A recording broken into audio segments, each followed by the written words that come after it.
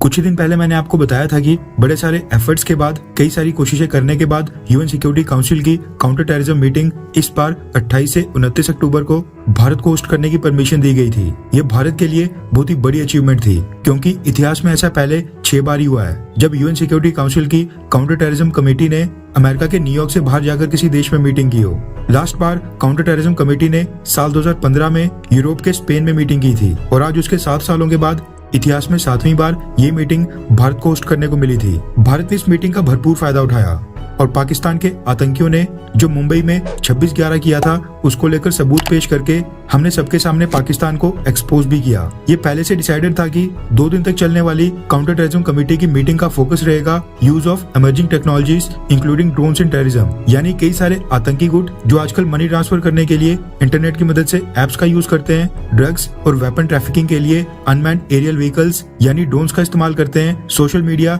जैसे कि Facebook, Telegram वगैरह यूज करते हैं, इन सबको कैसे रोका जाए, इंटरनेट का मिसयूज ना करने दिया जाए और मनी लॉन्ड्रिंग के ऊपर रोक कैसे लगे, इसके ऊपर इस मीटिंग में सभी देश को आपस में आकर चर्चा करनी थी। लेकिन इस मीटिंग के दौरान यूएन सिक्योरिटी काउंसिल के 15 देशों के रिप्रेजेंटेटिव्स और दुनिया के कई सारे डिप्लोमेट्स के सामने भारत ने न सिर्फ 26/11 में पाकिस्तान की इन्वॉल्वमेंट के ऊपर एक प्रेजेंटेशन दी, बल्कि पाकिस्तान के लश्कर का एक आतंकी साजिद मीर जो 26/11 हमला करने वाले आतंकियों को डायरेक्शंस दे रहा था, उसकी ऑडियो क्लिप को भी हमने सारे मेंबर्स को सुनाया। इसके साथ ही पाकिस्तान की इंटेलिजेंस एजेंसी आईएसआई के मेजर इकबाल की इन्वॉल्वमेंट के भी सबूत पेश किए। भारत ने तो चलो पाकिस्तान को खूब अच्छे से एक्सपोज किया, लेकिन न्यू दिल्ली में हुई यूएन सिक्योरिटी काउंसिल की इस मीटिंग में भी एक हंगामा खड़ा हो गया था। दिल्ली में भी न्यूयॉर्क में यूएन सिक्योरिटी काउंसिल चैम्बर्स की तरह अमेरिका, रशिया और ब्रिटेन ये आपस में बहसबाजी में पड़ गए थे और मीटिंग के दौरान लड़ पड़े। रेफरेंस के लिए आपकी स्क्रीन के ऊपर डेक्कन हेराल्ड के आर्टिकल का स्क्रीनशॉट है, जिसके मुताबिक यूएन सिक्योरिटी काउंसिल की जो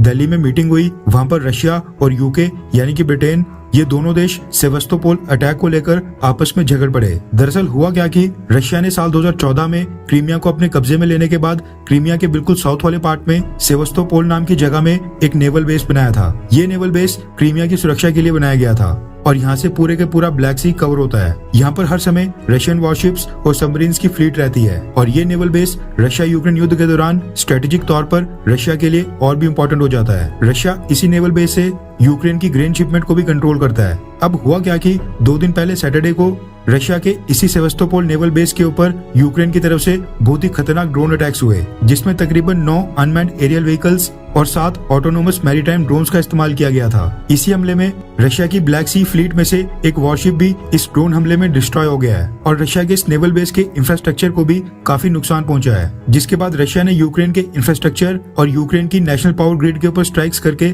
उनको टारगेट करना शुरू कर दिया है। न्यू दिल्ली में जो यूएन सिक्योरिटी काउंसिल की मीटिंग हो रही थी उसमें रशिया और ब्रिटेन इसी हमले को लेकर आपस में भिड़ गए थे। न्यू दिल्ली में इस मीटिंग में रशिया के रिप्रेजेंटेटिव ने ब्रिटेन के ऊपर आरोप लगाया कि यूक्रेन ने रशिया के नेवल बेस के ऊपर जो हमला किया था उसमें ब्रिटिश इंटेलिजेंस एजेंसी ने यूक्रेन की मदद की थी। रशिया ने कहा कि उनको खबर मिली है कि ब्रिटेन के एक सिविल इंजीनियर ने इस हमले में रोल प्ले किया है और ब्रिटेन के स्पेशलिस्ट ने यूक्रेन की 73rd marine special operation centre को इस हमले के लिए प्रिपेयर, ट्रेन और सुपरवाइज किया था। रशिया ने यह भी बताया कि ब्रिटेन ने यूक्रेन के निकोलायेव रीजन में ओचाकोव नाम की जगह में यूक्रेन के ट्रूप्स को ट्रेनिंग देने का काम किया था। वहीं न्यू दिल्ली में इस मीटिंग में ब्रिटिश रिप्रेजेंटेटिव भी भड़क गए थे और उन्होंने रशिया के जवाब में उल्टा रशिया के ऊपर आरोप लगाया कि रशिया जो इलीगली यूक्रेन को इन्वेड कर रहा है उसके ऊपर से ध्यान भटकाने के लिए रशिया ब्रिटेन के ऊपर ये आरोप लगा रहा है। ब्रिटेन ने कहा कि ये पूरी तरह से फॉल्स क्लेम्स हैं, यानी झूठे आरोप हैं। उल्टा रशियाई ड्रोन्स का इस्तेमाल करके यूक्रेन के क्रिटिकल नेशनल इंफ्रास्ट्रक्चर